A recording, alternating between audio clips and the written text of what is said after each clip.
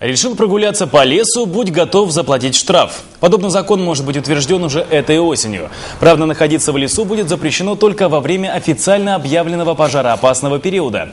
Так, за пребывание в лесном массиве в это время придется заплатить 1000 рублей, а за разведение костра – 1500–2000. Для юридических лиц огонь в лесу будет стоить от 50 до 130 тысяч рублей.